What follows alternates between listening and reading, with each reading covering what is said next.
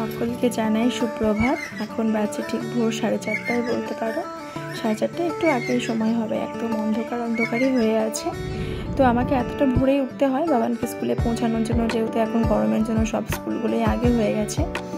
তো ওকে স্কুলে দিয়ে আসার পরে ভাবলাম রান্নাটা সেরে নিই, রান্নাটা করা থাকলে আমি বাবানকে ঠিক সময় এনে খাওয়াতে পারবো।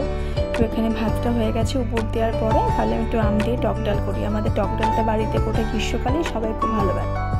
তো টক ডাল, ভাত আর একটু মাছ করে নিলাম। আজকে তেমন কিছু রান্না করিনি, যেহেতু বৃহস্পতিবার, আর আমাকে তো বিকেলে বাড়ি ফিরতেই হয়, তো সেই জন্য একটু তাড়াতাড়িতে সব কিছু ম্যানেজ করতে হয়। তো বিকেলে বাড়ি ফেরার সময় দেখো ভাবলাম একটু মিষ্টি কিনে নিয়ে যাই, যেহেতু আজকে বৃহস্পতিবার, গিয়ে সন্ধ্যেবেলা পুজো টুজো আছে, আমাদের বাড়িতেও খাওয়া হবে। এটা কানায়া স্টোর আমাদের দুর্গাপুরে আছে, এটা সমস্ত ভেজ আইটেম এখানে থাকে।